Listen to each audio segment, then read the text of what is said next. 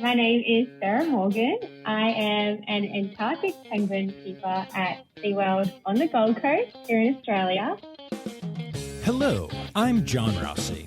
I'm a touring drummer with a passion for animal conservation. When I'm on the road, I spend as much time as possible visiting zoos, aquariums, and conservation organizations. Now, I want to share those places with you. I'll be talking to keepers, vets, conservationists, anyone who can help me in my mission of connecting my people to animals through their people. Join me on my Rossifari. Hi, hello, how are you? Welcome back to the Rossifari podcast. All right, y'all. So this is the start of a promised couple weeks that we're going to be spending down under. We are heading off to Australia. In part, why I wanted to do this, and I just think this is really cool, is you may remember that at the end of last year, we spent some time with our friends Tess and Daisy at the Trainer Talks and Tales podcast. I was on their podcast. They were both here. They even helped out with the Zoo News episode. And honestly, that was the most fun collaboration I have ever taken part in. I love those incredible women so much. And the work they're doing, both at their facilities and on their podcast, is not to be missed.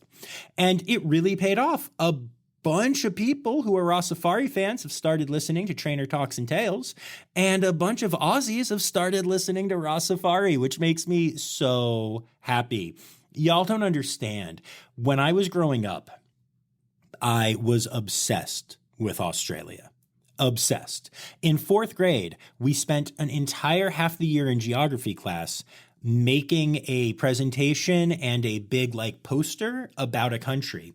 And I opted to not only do Australia, but I didn't make a poster like everyone else. I found this display board somewhere that was a triangle. So it was about 6 feet tall, taller than me at the time, and had 3 full sides. And I did 3 full sides all about Australia.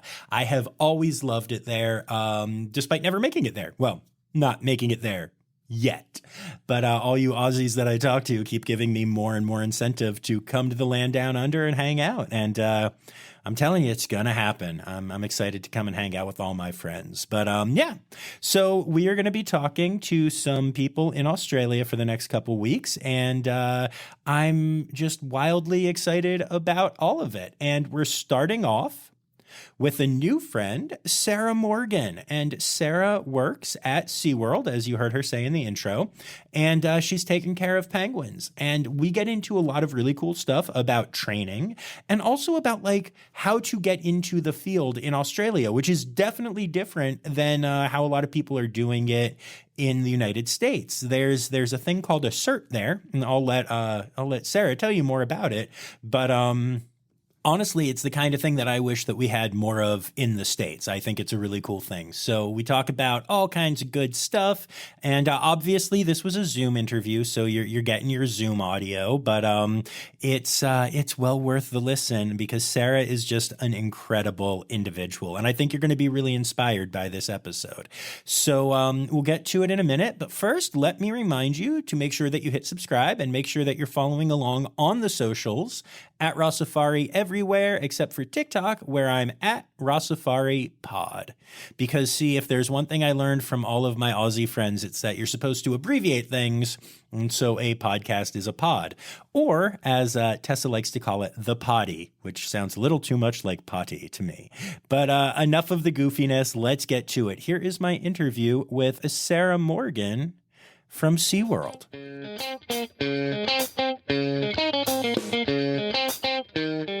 I have been there for about 5 months now. I'm quite new into the role, but so far it has been extraordinary. It's obviously been the highlight of my career so far, and I've already learnt so much and achieved so much. So yeah, I'm excited to get into that and tell you a bit about that as well. Nice. I'm very excited. Penguins are such cool animals. I love them so much. I do a lot with Penguins International, which is just an amazing conservation organization. So, yeah, glad to have you on. Amazing. So tell me, like what your history is like when you were like a little Joey, since you're in Australia there. Did you always know you wanted to work with animals, and kind of what brought you to this new position you're in? Of course. So I grew up in a very small country town. So I was always around wildlife. So I guess that in a way was always ingrained in me. I learned how to respect wildlife at a very young age and so on.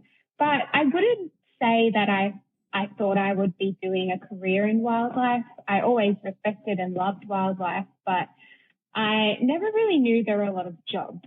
I knew of vet clinics in our area, but I always kind of thought, oh, you have to go to uni for many years to become a vet. You need to be very intelligent, very hardworking in your studies to be able to do that. So it wasn't really ever something I considered until I actually graduated, and then was just really lost thinking, what do I want to do with my life? I always knew I wanted to do something I was passionate about. I knew I could never do the typical 9 to 5 and an office life. It just was not for me. Loved the outdoors, loved the beach and animals. So I literally wrote things down on a list of what I loved to do, and that was being around animals, being around the ocean, and being around nature. And a few of the careers that were popping up in my mind, and when I was doing some research, was to do with animals. And I actually began as a vet nurse around about 8 years ago now. This is when this all kind of started. And I, signed up to a course and found a clinic where I could do my learning. And that's kind of how it all began for me. Okay, that's interesting. That's really cool. I'm confused by how it was 8 years ago, since you would have been roughly 10 based on how you look. But whatever. That's fine. I am relatively new to the industry. I mean, 8 years is not very long, but I was back. I think I was 19. Okay. When I started vet nursing. Wow. So what did you take away from that? Vet nursing was amazing. I did it full time for 5 years. And it wasn't until it got into the 2019-2020 bushfire era. I'm sure you've heard of what happened here in Australia. There were catastrophic bushfires all along the coast and even inland as well. And being in Sydney at the time, I was always seeing wildlife coming in, whether they have singed feathers or burnt paw pads. And I just had this massive realization of, oh my gosh, this is what I need to do. I need to slightly pivot and move more into a wildlife stream. So at the clinic I was at, even though we weren't strictly a wildlife clinic, we were very lucky that we got a lot of wildlife coming to us. So every day there would be some sort of wildlife coming in needing help.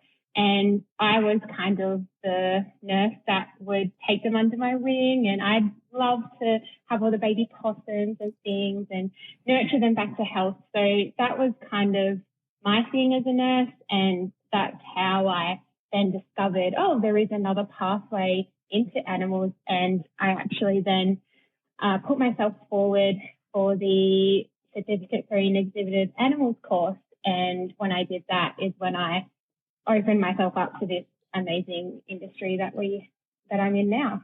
Awesome. And okay, so let's pause for a couple of things here, because most of my audience, I do have people around the world that listen, and thanks to the Trainer Talks and Tales podcast and working with those folks a little bit, I actually, my second largest listening base is in Australia now, but the vast majority of people that listen to this podcast are in the United States. So there are two things that I want to kind of discuss and make sure they understand. First of all, you said baby possums, and that is a different animal than the opossum over here, which a lot of people call possums. So can you just give a quick talk about what possum you're talking about?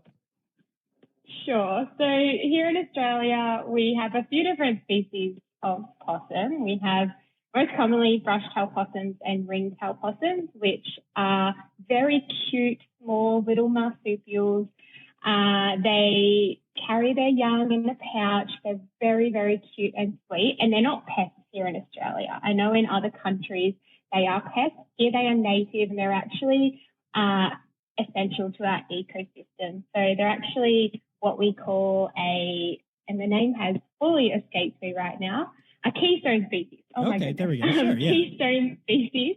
So they do things like help with pollination, and they help with diversity in our plant species. So they're actually really great here in Australia. And we do have the predators to actually keep them at bay. So that's a big difference, is we have things like snakes that will not let the possums take over. So that's what I'm saying when I am talking about possums. So please look up a ring-tailed possum, Australian ring-tailed possum, because that's generally the species I'm dealing with, and you will get what I mean when I say I was literally holding them in my chest and nurturing them back to health. Oh, that's amazing. I have seen photos and such of possums, and they are they are absolutely ridiculously adorable. And then the other thing that you mentioned was the training that you got that helped you transition into your current career, which I believe you said was Cert 3.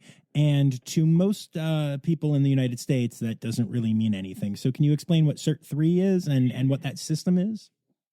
Yes, I do realise that Australians will shorten everything, so please pull me up on that.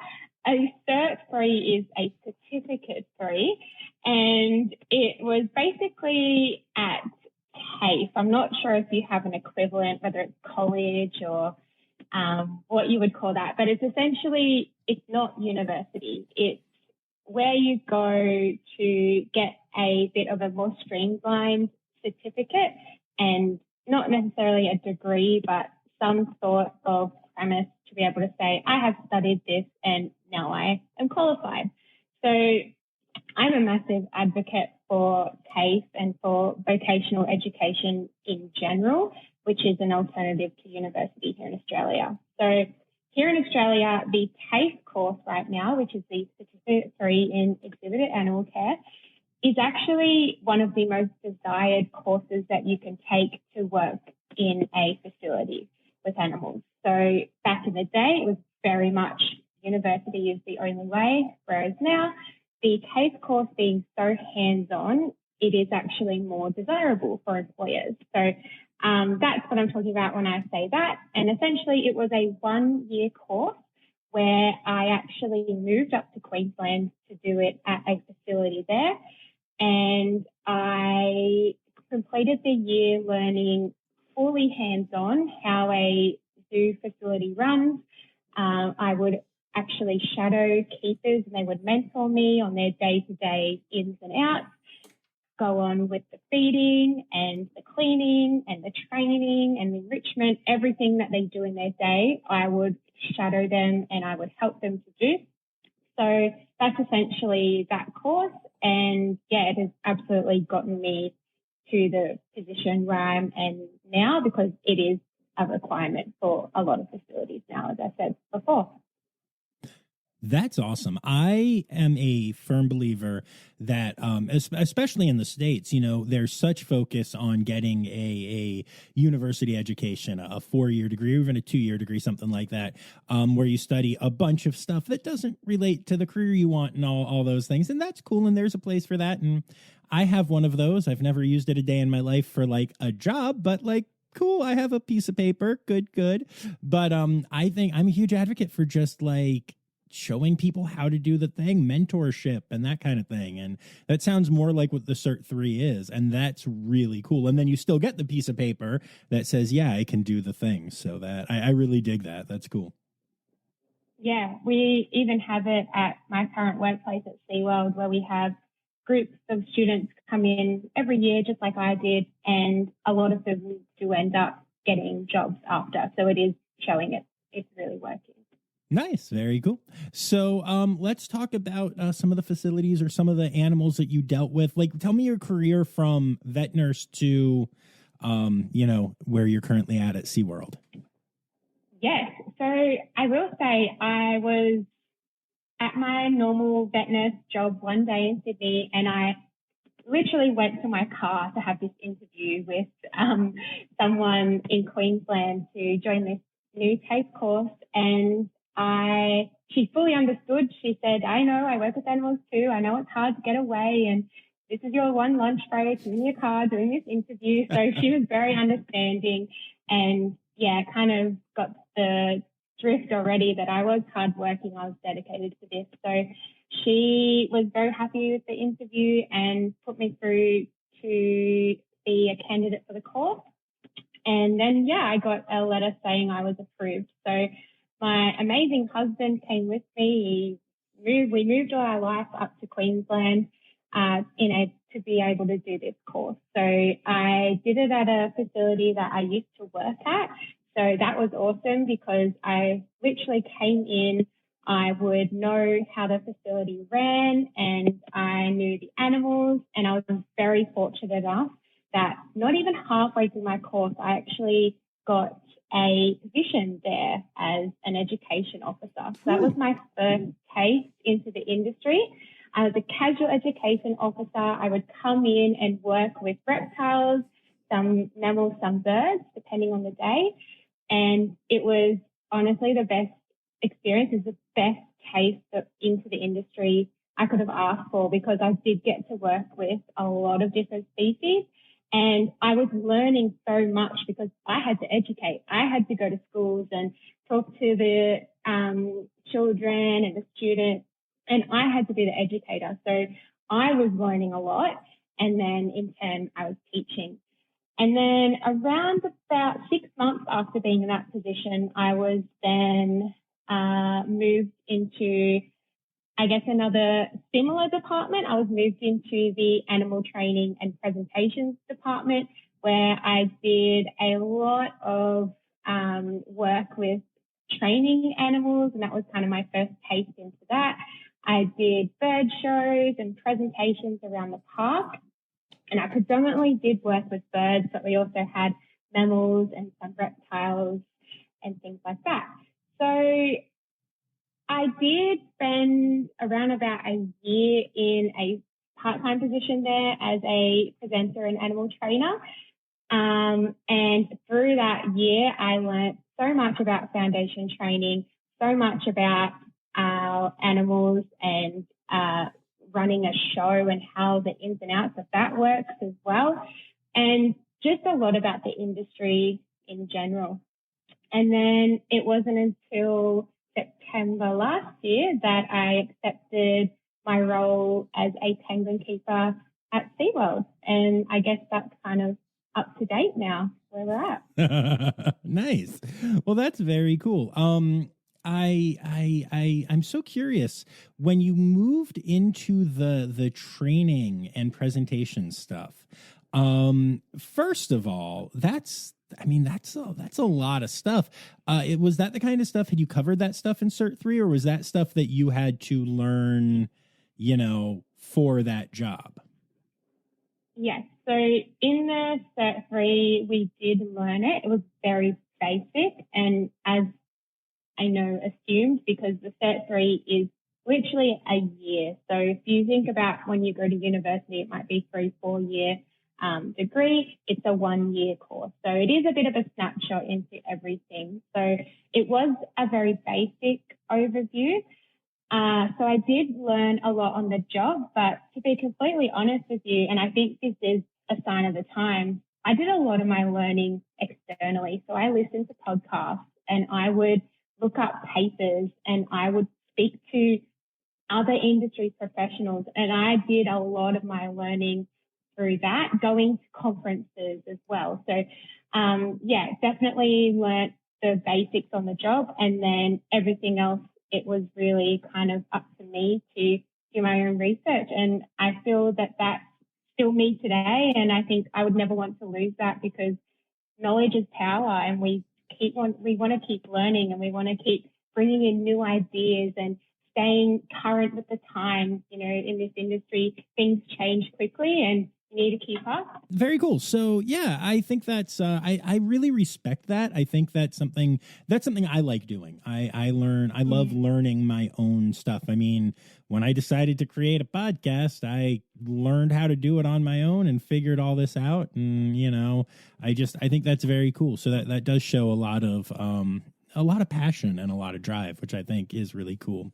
And so before we move on to the penguins, you know, we're talking about the training and the presentation stuff that you did. And I'm curious, did you have any experience as a presenter in any other way? Like, were you ever a performer? Were you ever, you know, doing, I don't know, High School Musicals or something like that? Like, or was that your first time getting up in front of an audience? Yeah, it's quite interesting how we get into the presentation side of things, because there are a lot of people who are just animal people and that's what they know and that's what they love and that's what they bring. Whereas I feel like I was more of a performer presenter. So I grew up literally dancing, singing and acting and playing instruments my whole life. So I found this job extremely cool because I could combine my passions of performing and animals into one job. So that's, kind of how I came into it. But in saying that, presenting on a stage with animals or singing and dancing on a stage, it's completely different. You have to be so observant and on the ball and ready to adapt when you're working with animals. So it was still really challenging and really rewarding in that way as well. That's cool. So I'm a professional musician. That's like what I do for a living. I'm a drummer, and I will just tell you that you have to be pretty aware and pretty willing to adapt on stage, even when there aren't animals. If you're working with some of the guitarists I've worked with, which are, let's be honest, they're basically animals. But you know, and frankly, with worse training than many of the animals that you've worked with. Were there any particular favorite animals that you worked with before this current position? Absolutely. So even though we were a bird show department, we did have a few other animals, and we had one mammal who was a possum. And I know you've already learned about my love for possums, so you know where this is going. But Rubik is a brush-tail possum, and he was just awesome. He had so much potential for behaviours, and I actually worked with him very closely, and I was able to put together a string of behaviours for him to do in our bird show. So he was a bit of a cameo in our bird show, where he would run up a hollow and then come down, and it would be really great because it would teach the audience about the importance of possums and the importance of their homes being hollows. So that was a big career highlight for me, was working very closely with him, establishing a recall, a rapport, just a strong reinforcement history with him, because I find mammals and birds very different to work with. And I know I have a history that is predominantly birds, but I find them a lot easier to read than mammals. That's my opinion. I'm sure other keepers and trainers would have different opinions, but mammal precursors, I feel, are not as easy to read. So I found that extremely fulfilling because it was also challenging as well. That's really cool. I really love that. And I love that we just keep coming back to the possums. Yeah. That's great. Cool. So let's talk about your current position. So you've been there for 5 months and you are loving it. And SeaWorld is an amazing facility there. And so tell me about your penguins. Yes, I work with king and Gentoo penguins. And if you have no idea what they are, basically in the 18 species of penguins we have in the world, the king and the Gentoo are the second and third largest. So they are kind of big birds. We work with them very closely. We focus a lot on training and enrichment. And enrichment is my favorite thing in the entire world. So I could talk about this for days. Let's go. No, let's go hard into this. Yeah. I'm excited. Penguin enrichment, go. Yeah, well, I was extremely lucky to be gifted the ability to actually bring in a brand new enrichment program to the penguins at SeaWorld. So I actually created a goal-based enrichment program, which was basically built around penguin natural behaviours. So I spent a very long time researching penguin natural behaviours, and bear in mind, I had never worked with penguins before this job, so I was learning a lot too. And even though they are birds, they're different to flighted birds, so I had a lot to learn. And I did a deep dive into the natural history of penguins and their behaviours, and then I actually reached out to other professionals and listened to podcasts, did all that, and created a enrichment program that is based on their natural behaviours. So how it works is that essentially you have a goal for each session, whether that be cognitive, social, sensory, a few others as well. But you basically want to exhibit a natural behaviour in that penguin by giving them the choice, the antecedent arrangement or the enrichment device to be able to do that. So, for example, our penguins at SeaWorld love bubbles. Well, they're highly engaged with bubbles, I should say. And that's a massive visual or sensory behaviour that it's really important that they exhibit. So penguins have extremely good eyesight. It is their strongest sense. And it's very important that we are visually stimulating them every single day, as well as their other senses and other things they have going on. But that is a major one for the penguins, for sure. That's really cool. That's a lot of fun. I like that. I noticed that you were, careful with your anthropomorphism. And so I'm kind of curious what your take is on that. I actually, even though these episodes won't be back to back, I did an interview today where I talked to someone else about anthropomorphism. And I feel like to a point, I think it actually helps with connection and engagement. And then to a point, I think it can become a problem. So I'm curious if you have a take on that. I'm really impressed you picked up on that, actually. There are a few words in my vocabulary as a keeper and as a trainer that over time you want to change and you want to evolve with the times. And that's kind of what I was saying by doing your own research and keeping up with that. So, yes, that is something that I still work on. And it is easy to say, oh, they love this, they love that, they don't like that. It's very easy to get in that. And I do agree when I am talking to guests, because we do close-up encounters with our penguins. So when I'm talking to guests, it is hard to not get in the habit of saying, oh, yeah, they love that.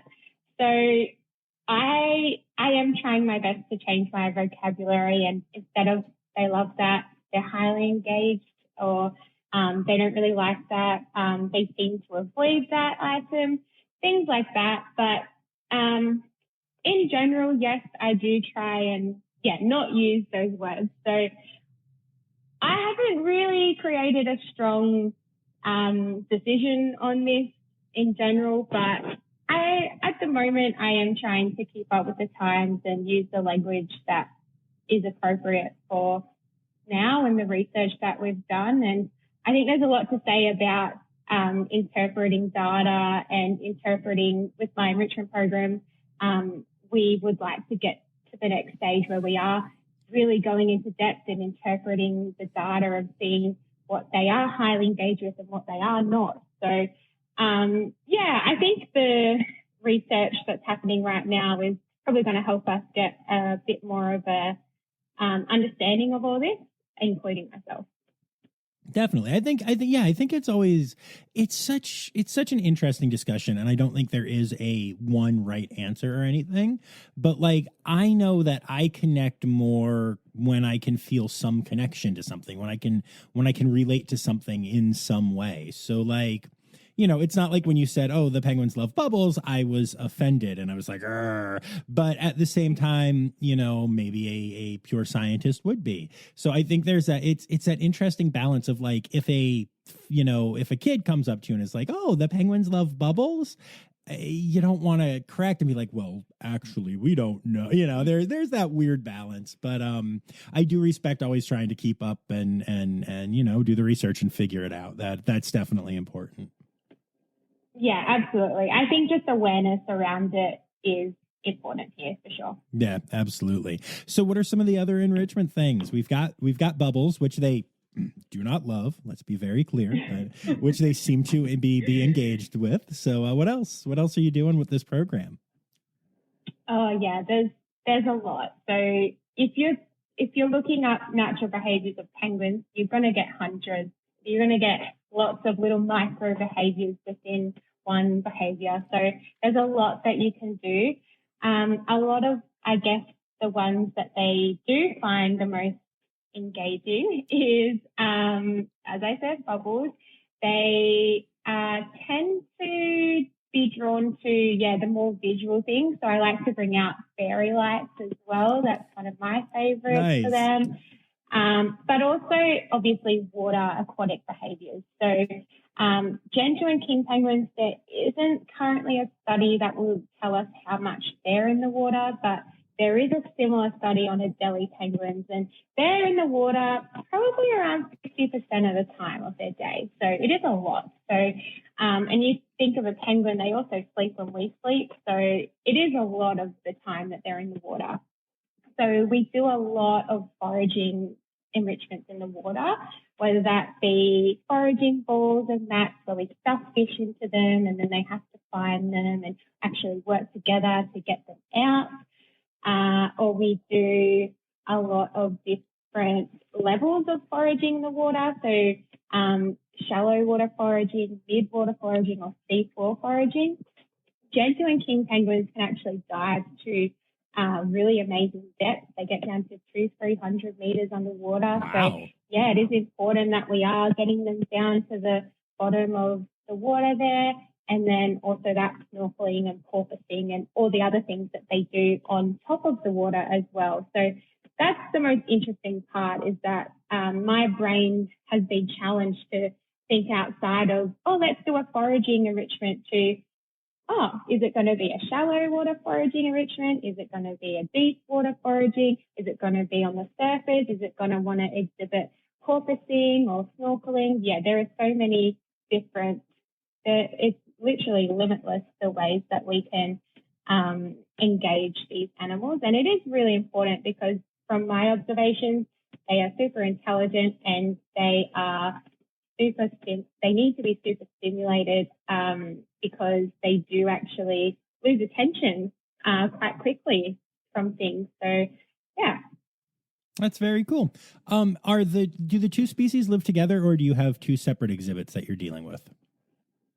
They all live together. Oh my gosh. King, we have 42 in total. So King, So King and many. Gentoo penguins, on their subantarctic islands that they live on, King and Gentoo penguins will commonly cross paths. They will actually commonly live on the same island. There are records of hundreds of thousands of the birds living on the same island at once. So it's very common for them to live together. However, it's very interesting because even though they live together, they're still a colony of king penguins and a colony of Gentoo penguins. So it is extremely interesting to just observe their social dynamics as well. Penguins are extremely social animals, and it's been really fun to kind of watch those dynamics and how they change with their seasons of life as well. Well, and I'm so glad that you said that, because that was going to be my next question, was just that I know that penguins are basically a bunch of little soap operas when they're all hanging out together. So with that many, how do you accommodate for that? And what are some things, explain to my audience some of the behaviors and the social stuff that you see with these birds? Yeah, well, we're very lucky that even though they are extremely social, and yes, they can be very dramatic at times we see, that they are still a colony at the end of the day. From what I've observed is, even though they might have, their best friends within the colony that they like to hang out with in the day, they still socialize with the rest of the colony. And even though they may have their disagreements, say one penguin gets a bit too close to the other and they start to kind of tell each other off vocally, then at the end of the day, you can see them actually close together and having a positive interaction. So we're very lucky that we don't think they hold grudges, what I'm trying to say. So okay. That's a good thing. But in general, we still have some social enrichment goals. So we will train them separately for most of the time. And that's simply because we have different goals with the different species, and they are a little bit different with how they respond to training as a species in general. And then we will have times where we actually want to integrate and bring them closer together, so the two colonies together, like they would on their island. So we will do different enrichment sessions where we place things around the exhibit, or we bring out certain items that the Gentoos really like and kind of bring them closer to the kings and vice versa. So we are very conscious of still socializing them together, as well as creating a really strong bond between their conspecifics as well. Nice. Very, very cool. Do you ever have any penguin drama in the romantic sense or anything crazy like that? Because I know I've heard stories. Absolutely. We have just finished up with our Gentoo breeding season, but I would say that is the most dramatic out of the two species. We're currently in king breeding season, and they're pretty chill. They're actually pretty cool, the kings, in their breeding season. The Gentoos, though, we know, penguins are not monogamous. In Gentoo penguins, they do not stay with one partner for life, and even for a single season, they may not stay with that partner. So Gentoo penguins are very funny in the way with how our exhibit is set up, and I assume they would do this in a wild setting as well. The Gentoo penguins have a wall where they like to create their nests on. So they actually collect rocks to build their nest, and they choose where they want to put it, and they actually collect their rocks one by one, all by themselves, and put it on their nest. And that's awesome. I love that they do that. But what then happens is they might be with their partner on their nest and doing all those beautiful socialization things like bowing or singing to them. But the next minute, they might go behind the corner of that wall and start mating or doing something suspicious with another Gentoo penguin. So we've seen that happen a lot. We've seen one of their partners find out about this fiasco happening and then biting the other partner. And we've definitely seen our fair share of Gentoo drama, that's for sure. Oh, wow. You guys have a little back alley where they get to go be naughty. That's amazing.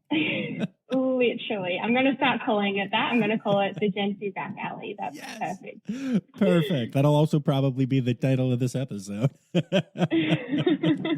Love it.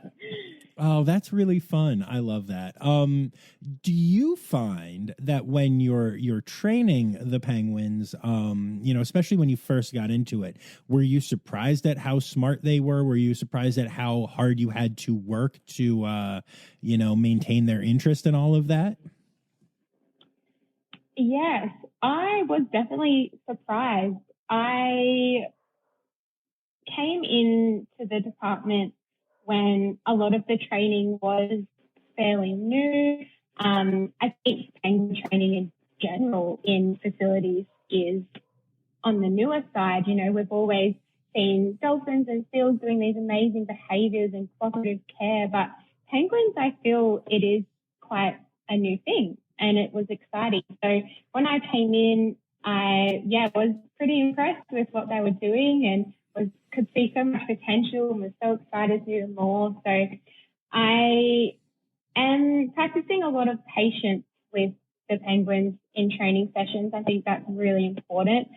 Because they are such a social animal, I think that there's a lot on their plate and a lot on their mind. You know, even though they might be paying attention to you as a trainer in that session, Twiggy behind this penguin could be, you know, calling to that penguin or swimming or doing something that is more exciting or is distracting. So there's a lot that's going on. And I think before I actually came into penguins, I hadn't really dabbled in working multiple animals at once or working an animal in an exhibit where there were so many animals. I was very, I guess, privileged to work one-on-one with animals in the past. So that was very new for me as well, coming in and seeing, oh my gosh, there's 42 penguins right now and I've got to do a training session and I can't just, you know, say, oh, can you put those ones out the back for a minute because there's nowhere to go. It's one exhibit. They all live together. And yeah, that was really great for my development as a trainer for sure. That's really cool. How do you, what are some steps that you take to adjust to that? Yes, I think in general, I just had to practice a lot of patience and I had to get very comfortable with reading my surroundings. So as a trainer in a session, I'm very used to observing one animal and their behaviors, their cues, but I had to actually then observe all the animals around them, their behaviors, their cues. So I just had to become very multi-talented and become very observant of everything happening around me.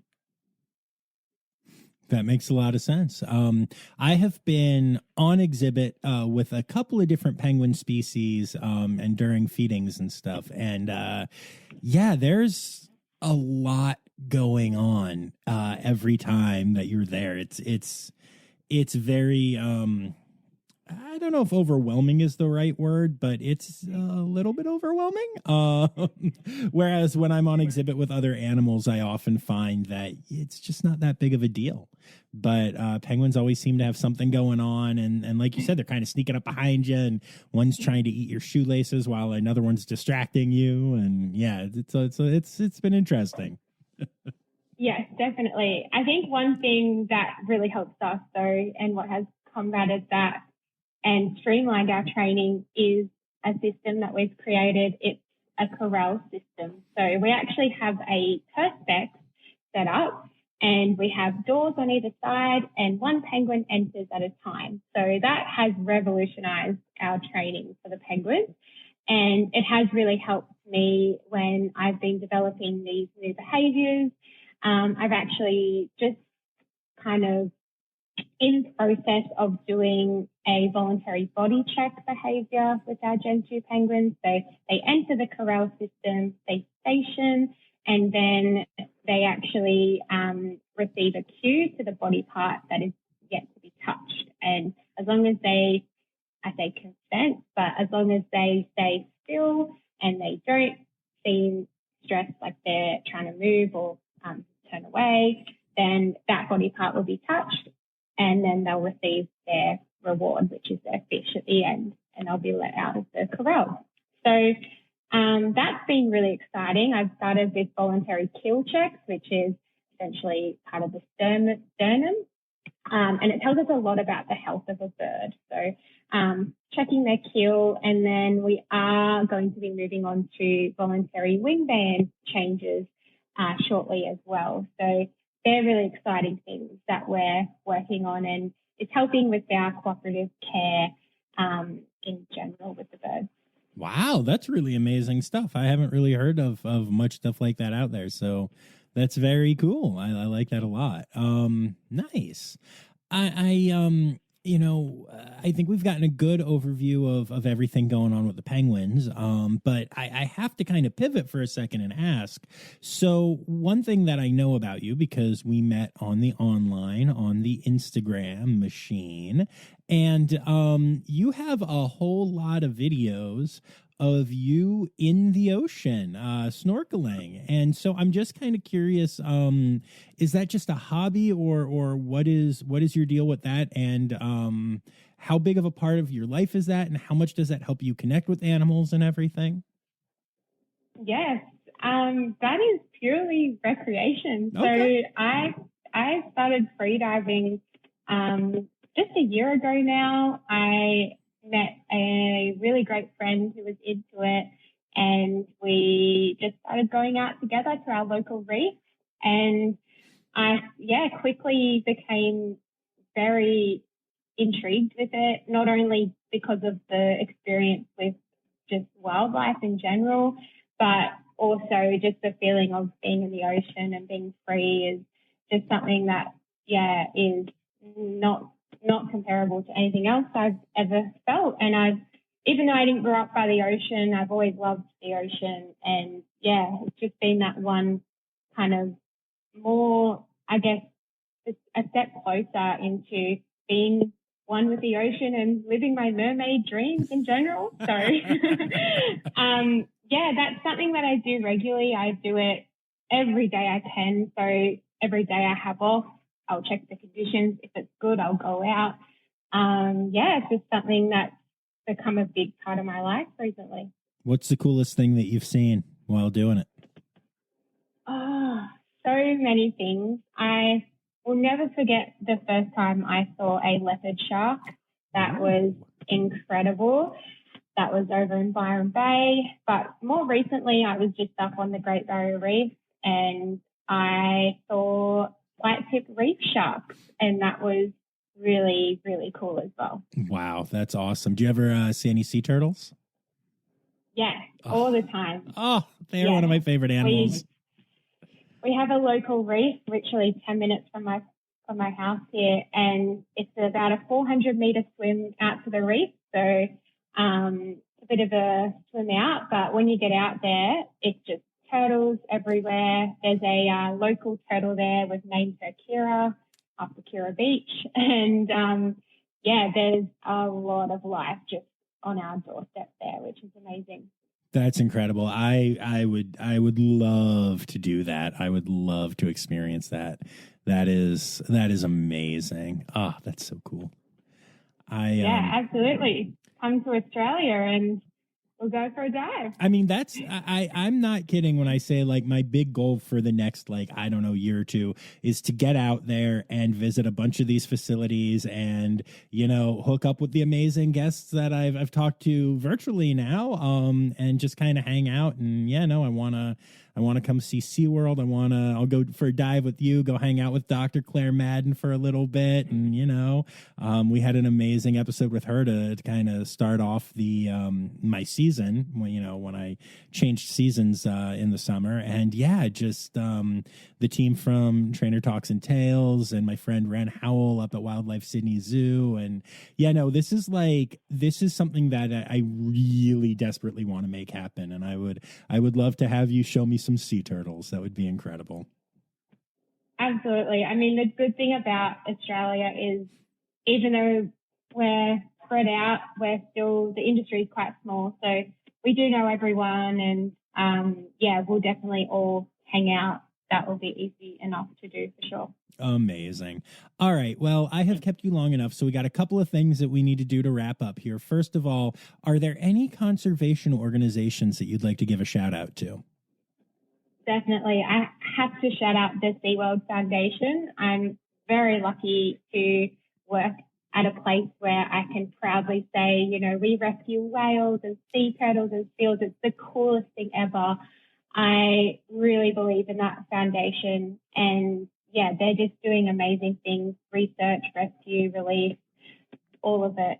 But I guess something that not so close to home that I actually really enjoy as well is the Take 3 for the Sea. I'm not sure if you've heard of it, but it has been around for a while, and I actually was one of their very first supporters. I bought one of their first T-shirts, and I just think their mentality is really cool. Their mission is literally to take 3 for the sea. So you take 3 pieces of rubbish every time you leave any waterway, ocean, lake, which is just so easy to remember and so impactful. Oh, I really like that. That's really cool. That's I have not heard of that, but I'm a fan of that, and we'll try to incorporate that when I'm around the water. I'm not around the water as much as you, so it'll be a little less impactful, but I will keep that in mind, and I'll check that out. That's very cool. I like that a lot. That was a good one. Well done. It's time now, don't you know? We've come to the end of the show, but there's one tale left to go. You're gonna laugh and say, oh no. It's time for the Rossifari poop story. Oh my gosh. Okay. I need to tell everyone that I have worked with mammals, birds, reptiles, you name it.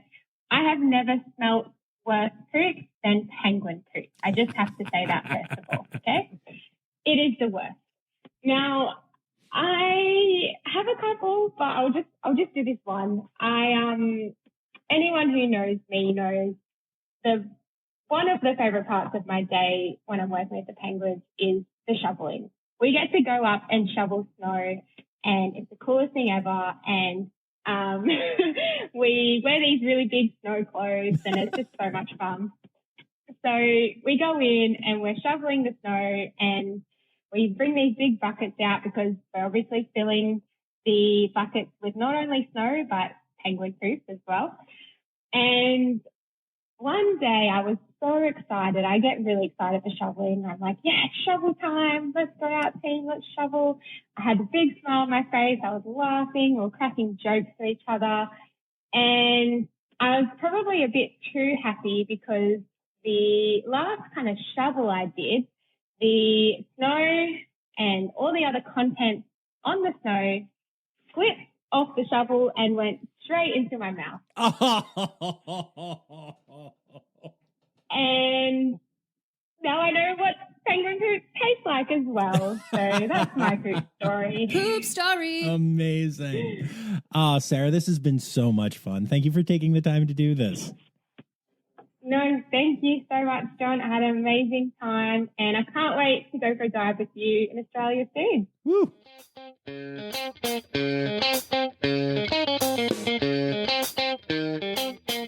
And there you have it, folks. I am so excited about our little trip to Australia here, even if it is only digital for now.